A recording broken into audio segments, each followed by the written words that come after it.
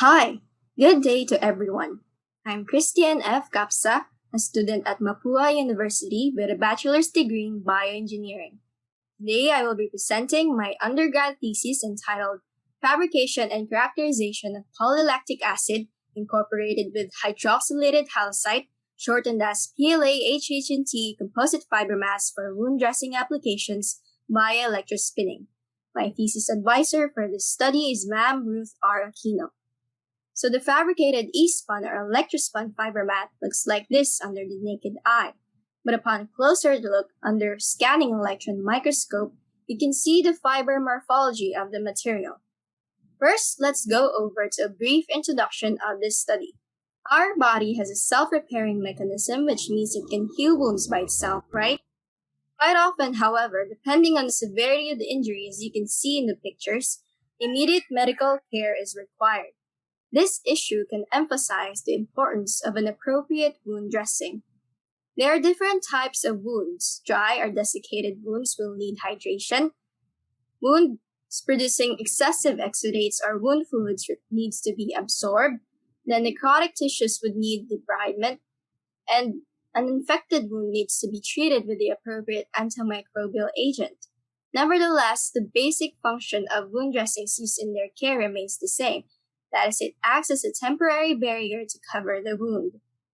Listed here are the standards for wound dressings. Some of these properties will be tested for the potential of the e-spun PLA HHNT composite fiber mat as a wound dressing. So with these standards as the basis or point of comparison, we can create or fabricate novel dressings made from biomaterials. One technology that has recently been established is electrospinning. It is an appealing technique to explore, simple, but I learned it's not easy.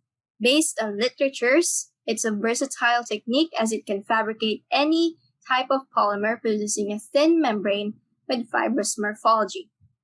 As you can see in this illustration, this is a conventional electrospinning setup consists of a syringe containing the polymer solution, a single nozzle, which is the metallic needle, a power supply, and a grounded collector plate.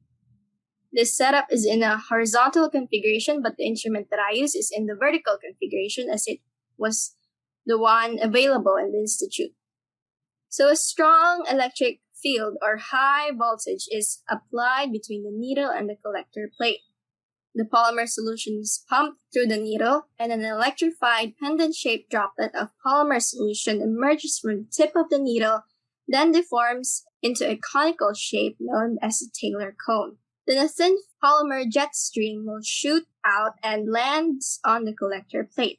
It is therefore a process of utilizing electrostatic forces capable of producing fine polymer fibers in the micro to nano diameter range. And it has the potential to be used in wound care applications as it was also utilized for tissue engineering studies. So we also have here an illustration of the desired properties when fiber mats are applied on skin wounds, okay?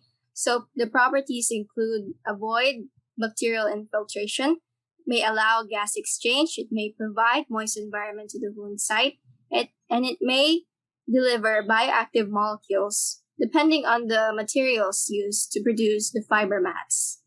Next are the materials used in the study. We have here polylactic acid or PLA and hydroxylated halosite or HHNT. PLA is a biodegradable polymer, FDA approved for biological fluids, also easily electrospun provided that the polymer has high solubility with a solvent, and there are many literatures citing the use of PLA for electrospinning. Then we have halosite. A clay mineral consists of 1:1 aluminum silicate layer rolled into tubular structures. So this is what it looks like under scanning and transmission electron microscope. Halosite has been studied as an additive or reinforcement material for PLA, and that is also true in the study. However, it will be treated with mild alkaline solution, which is the novelty of the study in order to enhance the density of hydroxyl groups on the external surface of HNTs, thus leading to a much higher degree of dispersion and interfacial interaction of HNTs in polar solvents and polymer matrices. So we also have an illustration of the possible interaction mechanism between the polymer and the clay mineral by hydrogen bonding. Moving on, the main objectives of this study was to fabricate an electrospun polymer composite fiber membrane, specifically PLA fibers with different concentrations of HH&T electrospun in DCM-DMF mixed solvent system. Even though many researchers claim that the electrospinning technology can almost use every type of polymer out there, it doesn't guarantee the quality and quantity of the produced e-spun material with regards to its potential as a wound dressing. Which brings me to my next objective, that is to investigate and evaluate the physical, mechanical, and biological properties of the spun material. However, as you can see, the characterization for biological properties crossed out. It should be included when I had my thesis proposal. However, due to the lockdown of schools and the pandemic, I had to stop with just these two and make use of what I have already gathered and accomplish the paper. Okay? That said, the scope of my study is only limited to the effect of the different hydroxylated halosite content on the fiber mat's morphology, its mechanical strength, surface wettability, and porosity. With these tests, we can identify which of the three concentration of hydroxylated halosite enhances the property of the e-spun PLA fiber. Okay, we now move on to the methodology of this research. We have here the materials for the electrospinning process. PLA serves as the polymer matrix, which is white to clear solid resin in appearance. Then this fine white powder here is the halosite clay mineral, the additive which was treated first with mild alkaline solution. So we have sodium hydroxide for that. And lastly, the solvents to make up the polymer solution, dichloromethane and dimethylformamide, or DCM and DMF for short. These two solvents were used based on literature. So PLA has high solubility in DCM at room temperature. So the process is very efficient because you don't need to heat the mixture for the solid PLA resins to melt. And it will only take around 1 to 2 hours for a 3-gram resin to completely homogenize with the solvent, even without mixing it. As you may have observed, there are two solvents used in this study. So dimethylformamide here acts as a co-solvent. And notice how they have different properties from each other. DCM has a lower boiling point than DMF. Having lower boiling point relates to having a higher volatility. So, dichloromethane is a highly volatile solvent, and researchers say that it may easily evaporate from the fibers during their flight from the needle tip to the collector. Okay, so there's a possibility of the fibers not reaching the collector plate. Mixing dimethylformamide that is less volatile may help stabilize the flight of fibers from the needle tip to the collector. Previous research has shown that a 3:1 DCM-DMF ratio was able to produce straight fibers or bead-free fibers. The first thing to do is to prepare the hydroxylated halosite. So in a 100 ml deionized water, 2 grams of halosite was added with mild stirring. Afterward, 0.01 molar NaOH was added into the solution. Then magnetically stirred for 24 hours at room temperature. As you can see, the alkaline solution is only at 0.01 molar. If a stronger alkaline solution was used, the tubular morphology of H and T was said to be destroyed, according to a journal article. Okay. Also, in this step, the siloxane moieties present in the surface of H and T undergoes hydrolysis to form reactive silanol groups. The resultant HNT solid phase was separated by centrifugation and rinsed several times with deionized water until pH was 7. The prepared HHNTs were dried at 120 degrees Celsius in an oven for 12 hours, then stored in a desiccator until it was used. Also, to confirm whether the HNTs have been properly treated after it has dried, a sample should be taken for FTIR analysis. The results were recorded in a paper and will be shown later also, okay? Next step is the preparation of polymer solutions.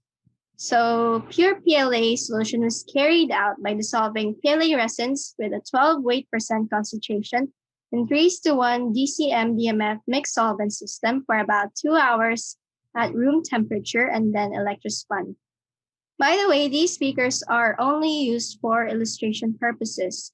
During the experiment, screw-cap reagent bottles were used since DCM evaporates easily and will affect the volume and concentration of the polymer solution.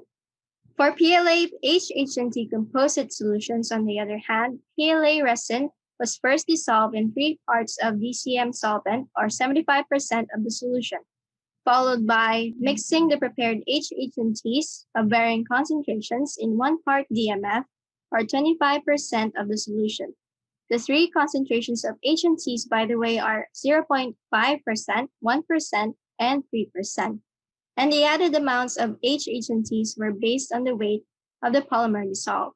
Okay, so now the 2 solutions were added together and sonicated for about 20 minutes. I use a sonication bath, okay, to homogenize the solution, and it can be transferred into the syringe and electrospun to produce the fibrous material, deposited on the collector plate covered with aluminum foil. I also have here a table showing the composition of solution blends for electrospinning. The values represented here uses 100% as a basis. Alright, as for the electrospinning process, these are the operation conditions or process parameters. The prepared homogeneous solution was transferred in a 5 ml plastic syringe with 21 gauge blunt tip needle. The voltage was set to 20 kilovolts and a varying flow rate of 0.8 to 1 ml per hour was employed because sometimes the polymer jet dries up at 1 ml per hour and solidifies at the needle tip and would produce this continuous stream over time. Each solution undergoes electrospinning over a course of about 4 hours. So shown here is the setup in the vertical configuration. The electrified polymer solution travels from the needle tip to the collector plate with aluminum foil. The deposited fibrous mats were dried under atmospheric pressure at room temperature and carefully detached from the aluminum foil for characterization tests. So this is a list of the tests done, alright? And included here are most of the equipments or instruments used for characterization. Let's now head over to the results and discussion. Included in the results are the following. First, we have here the absorbance spectra of halosite before and after hydroxylation. There are 2 strong peaks here at these wave numbers. They can be attributed to the external surface consisting of a single bond stretching between silicon and oxygen molecules, and a bond stretch of the inner surface hydroxyl groups, also called aluminal groups, okay? Observe that higher wave numbers, around 3600, are also 2 strong peaks, which correspond to the stretching vibrations of the oxygen-hydrogen bond in the inner surface of the halosite's tubular structures. After mild hydroxylation, the characteristic peaks for halosite are still there, so we can say that the tubular structure was maintained. There were a few small absorbance peaks discovered here, which is near the siloxane peak, so this may indicate a change in the bond stretch of silicon and oxygen molecules. Okay,